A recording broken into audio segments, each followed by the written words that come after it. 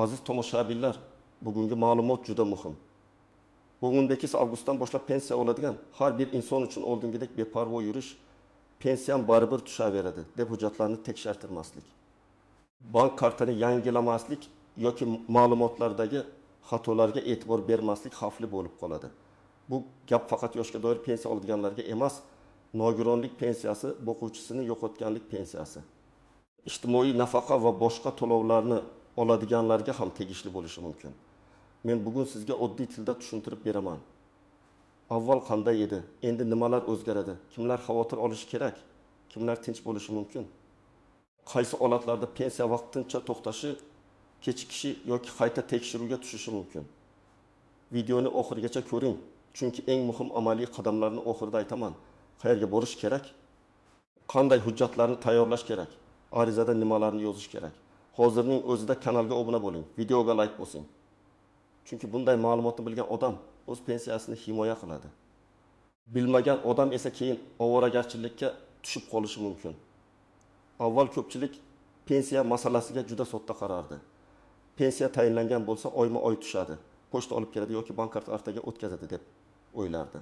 Kimdir yashash manzilini o'zgartirardi, lekin pensiya bo'limiga xabar bermasdi. Kimdir bank kartasining muddati tugaganini bilib turib, keyingi oy yangilarman dedi. Kimdir pasport yoki ID karta almashtirgan.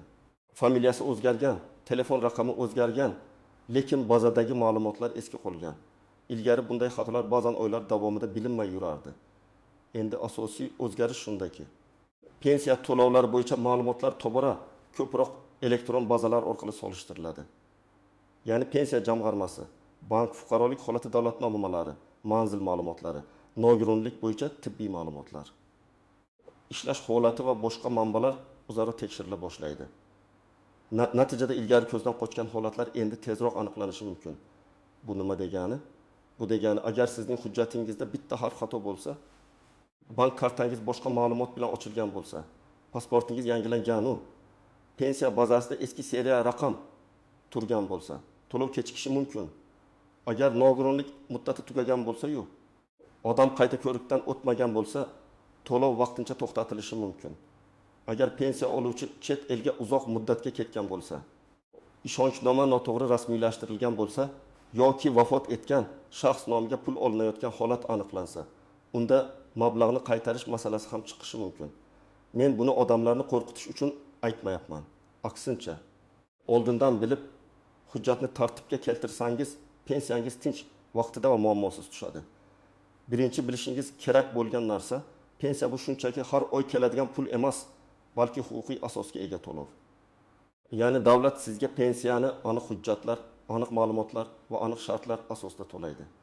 Shu shartlardan biri o'zgarsa, to'lov tartibi ham qayta ko'rib chiqilishi mumkin. Masalan, yoshga doir pensiya oluvchi Odil ota 68 yoshda. Pensiyasi 2 million 300 ming so'm. U avval pochta orqali naqd pul olardi. Keyin farzandlari unga bank kartasi ochib berdi. Lekin karta ochilganda telefon raqami o'g'lining nomida. Manzil esa eski uy bo'yicha qolgan.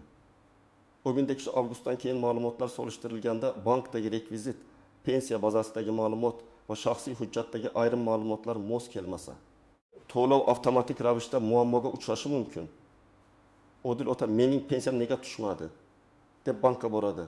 Bank esa rekvizitda yoki identifikatsiyada aniqlashtirish kerak deydi. Aslida muammo pul yo'qligida emas, ma'lumotlar mos emasligida. Ikkinchi misol, Munira opa boquvchisini yo'qotganlik pensiyasi oladi. U 2 farzandi uchun to'lov oladi. Farzandlardan biri o'rmay ko'y yoshga to'lgan, lekin o'qishni kunduzgi bo'limda davom ettiryapti. Bunday holatda odatda o'qish joyidan ma'lumotnoma kerak bo'ladi. Agar ma'lumotnoma vaqtida taqdim etilmasa, tizim bu farzandni endi pensiya olish huquqiga ega emas deb ko'rishi mumkin. Natijada to'lov kamayadi yoki to'xtaydi. Keyin Munira opa hujjat olib keladi. Qayta tiklashni so'raydi. Lekin bu vaqt asab va qatnov degani. Agar u oldindan o'qish joyidan ma'lumotnoma olib, pensiya bo'limiga topshirsa, muammo bo'lmaydi. Uchinchi misol. Nogironlik pensiyasi oladigan Akmal aka har oy 1 million 800 ming so'm oladi. Uning nogironlik muddati 1 yilga belgilangan. Ko'pchilik men bir marta nogironlik olganman, endi pensiya davom etaveradi deb o'ylaydi. Lekin agar nogironlik muddati tugagan bo'lsa, tibbiy ijtimoiy ekspertizadan qayta o'tish kerak bo'ladi. Agar qayta ko'rik kechiksa, to'lov ham kechikishi mumkin. Bu yerda eng muhim masala muddatni esdan chiqarmaslik. Ko'rik kuni o'tib ketgandan keyin yugurishdan ko'ra, bir oy oldin tayyorgarlik ko'rish ancha oson. 4-misol, Halima aya pensiyasini nabirasi orqali oladi. Nabirasi bankomatdan pul yechib beradi. Bu yomon emas. Ko'p oilalarda shunday. Lekin karta PIN kod va SMS xabarnomalar to'liq boshqa odam qo'lida bo'lsa, xavf paydo bo'ladi. Agar pul noto'g'ri yechilsa, karta yo'qolsa yoki pensiya oluvchi o'zi qancha tushganini bilmasa, keyin isbotlash qiyin bo'ladi. Men doim aytaman, yordam berish boshqa, pensiya oluvchining o'z pulidan xabardor bo'lishi boshqa. Har bir pensioner kamida oyiga bir marta qancha pensiya tushganini, qancha yechilganini bilish kerak. 5-misol, ishlayotgan pensionerlar. Ba'zi odamlar pensiyaga chiqqanidan keyin ham ishlaydi. Bu qonuniy holat bo'lishi mumkin. Lekin ayrim turdagi pensiya yoki nafaqalar uchun daromad bandlik holati, ishga kirish yoki ishdan chiqish ma'lumotlari ta'sir qilishi mumkin. Masalan, ayrim ijtimoiy yordam turlari oilaning daromadiga bog'liq bo'ladi. Agar odam ishga kirib daromad olayotgan bo'lsa, lekin bu ma'lumot berilmagan bo'lsa, keyinchalik ortiqcha to'langan pulni qaytarish talabi chiqishi mumkin. Shuning uchun men aytmasam bilinmaydi degan fikr endi juda xavfli. Eng avvalo hujjatlarda o'zgarish bo'lganlar ehtiyot bo'lishi kerak. Pasportdan ID kartaga o'tgan bo'lsangiz, familiya, ism yoki otangizning ismi o'zgargan bo'lsa, tug'ilgan sana bo'yicha avval xato bo'lgan bo'lsa, manzilni almashtirgan bo'lsangiz, bank kartangizni yangilagan bo'lsangiz, albatta ma'lumotlarni tekshirtiring. Ikkinchi guruh pensiyani ishonchnoma orqali olayotganlar, ishonchnoma muddati tugagan bo'lishi mumkin. Notarial rasmiylashtirishda xato bo'lishi mumkin. Ishonchli vakilning hujjati yangilangan bo'lishi mumkin. Agar ishonchnoma muddati 15 avgustda tugagan bo'lsa, 15 avgustdan keyin pul olishda muammo chiqishi tabiiy. Bu yerda kecha olib yurgandim-ku degan gap yordam bermaydi. Chunki tizim muddatga qaraydi. 3-guruh uzoq muddat boshqa hududda yoki chet elda yashayotgan pensionerlar. Agar siz doimiy yashash joyingizni o'zgartirgan bo'lsangiz, eski tumandagi pensiya bo'limida ma'lumot qolgan bo'lishi mumkin. Chet elga ketgan bo'lsangiz, pensiyani olish tartibi, ishonchnoma, hayotlikni tasdiqlash kabi masalalar paydo bo'lishi mumkin. Buni albatta oldindan aniqlashtirish kerak. 4-guruh nogironlik pensiyasi yoki muddatli nafaqa oluvchilar. Chunki bu to'lovlarning ayrimlari ma'lum muddatga belgilanadi. Muddat tugasa, huquq avtomatik davom etmasligi mumkin. Tibbiy xulosa, ekspertiza, ma'lumotnoma va ariza kerak bo'ladi. 5-guruh boquvchisini yo'qotganlik pensiyasi oladigan oilalar. Ayniqsa bolalar 10-yoshga yaqinlashgan bo'lsa, o'qish joyi o'zgargan bo'lsa, kollej, texnikum yoki universitetga kirgan bo'lsa, ma'lumotnomalarni vaqtida berish kerak. Bitta qog'oz kechiksa, oilaning oylik daromadi kamayib qolishi mumkin. Agar sizning hujjatlaringiz joyida bo'lsa, bank kartangiz faol bo'lsa, pasport yoki ID ma'lumotlaringiz pensiya bazasida to'g'ri bo'lsa, manzilingiz mos bo'lsa, nogironlik yoki boshqa muddatli hujjatlaringiz amalda bo'lsa, xavotirga o'rin yo'q. Bu o'zgarishlarning maqsadi halol pensiyalarni qiynash emas, balki tartibni aniq qilish, noto'g'ri to'lovlar, ortiqcha to'lovlar va firibgarlik holatlarining oldini olishdir. Lekin men shuni alohida ta'kidlayman. Tinch bo'lish degani umuman tekshirmaslik degani emas. Har bir pensioner yiliga kamida bir marta o'z pensiya ma'lumotlarini tekshirtirib qo'ysa, juda yaxshi bo'ladi. Chunki ba'zidagi bitta texnik xato ham pulning kechikishiga sabab bo'lishi mumkin. Birinchi nozik jihat, pensiya kechikdi degani har doim pensiya bekor bo'ldi degani emas. Ba'zan bank texnik sabablarga ko'ra kechiktiradi. Ba'zan karta bloklangan bo'ladi. Ba'zan SMS kelmaydi, lekin pul hisobda turgan bo'ladi. Shuning uchun darrov vahma qilmang. Avval bank ilovasidan yoki bank bo'limidan hisobni tekshiring. Keyin pensiya bo'limiga murojaat qiling. Ikkinchi nozik jihat, karta muddati.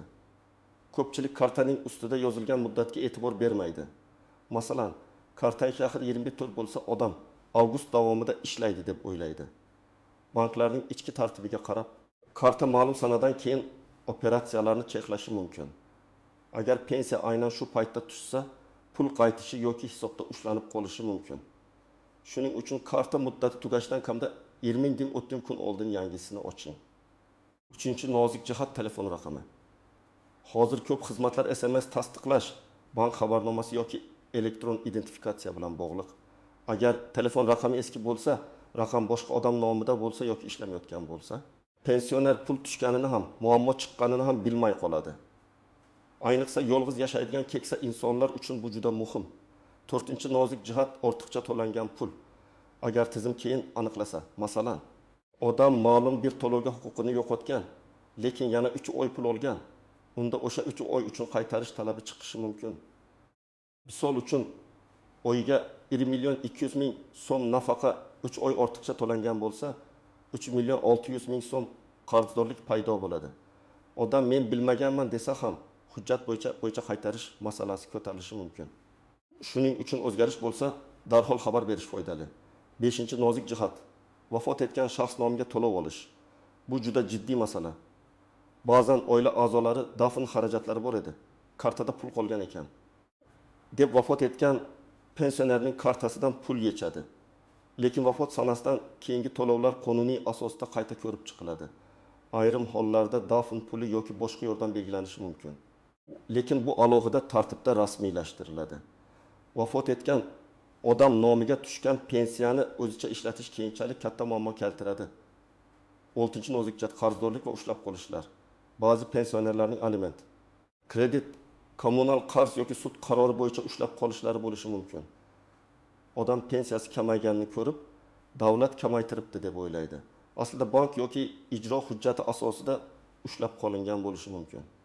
Bunday vaziyatda aniq sababni bilish uchun bankdan hisobvaraq ko'chirmasi, majburiy ijro organidan ma'lumot olish kerak. 7-nozik jihat: vositachilardan ehtiyot bo'ling. Kimdir pensiyangizni oshirib beraman, bozordagi muammoni pul evaziga hal qilaman, men becha avgustdan keyin ro'yxatdan o'tmasangiz pensiyangiz kuyadi deb aldashi mumkin. Hech qachon begona odamga kartangizni, PIN kodingizni, SMS kodini, pasport nusxangizni bermang. Rasmiy masala faqat rasmiy idora, bank va qonuniy ariza orqali hal qilinadi. Birinchi qadam: hujjatlaringizni tekshiring. Pasport yoki ID karta amaldami? Undagi ism, familiya to'g'rimi? Tug'ilgan sana xatosizmi? JSHSH raqami bank va pensiya hujjatlarida bir xilmi? Shuni ko'ring. Agar siz hujjat almashtirgan bo'lsangiz, eski pasport ma'lumotlari hali bazada qolmaganiga ishonch hosil qiling. Ikkinchi qadam: bank kartangizni tekshiring. Karta muddati tugamaganmi? Karta bloklanmaganmi? SMS xabarnoma ishlayaptimi? Telefon raqamingiz to'g'rimi? Bank hisob raqamingiz pensiya bo'limidagi ma'lumot bilan mosmi? Bankka borganingizda men pensiya oluvchiman, pensiya tushadigan hisobim faolmi? Rekvizitlarim to'g'rimi? Karta muddati qachongacha deb aniq so'rang. 3-qadam: pensiya bo'limiga yoki tegishli ijtimoiy himoya organiga murojaat qiling. Murojaat qilganda shunchaki tekshirib bering demang. Aniq ayting: mening pensiya to'lovim bo'yicha shaxsiy ma'lumotlarimni, bank rekvizitlarimni, yashash manzilim va pensiya turi bo'yicha hujjatlarimni tekshirib berishingizni so'rayman. Agar yozma ariza kerak bo'lsa, shunday mazmunda yozing. 4-qadam: kerakli hujjatlarni tayyorlang.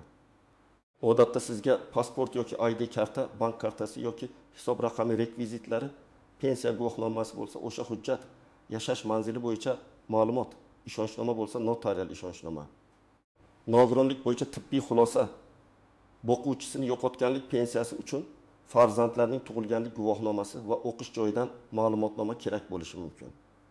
Har bir holat alohida, lekin asosiy hujjatlar shu atrofida bo'ladi. 5-qadam: agar pensiya tushmasa, tartib bilan harakat qiling. Avval bankdan hisob ko'chirmasini oling. Pul kelganmi, kelmaganmi, qaytganmi, ushlab qolinganmi, shuni biling.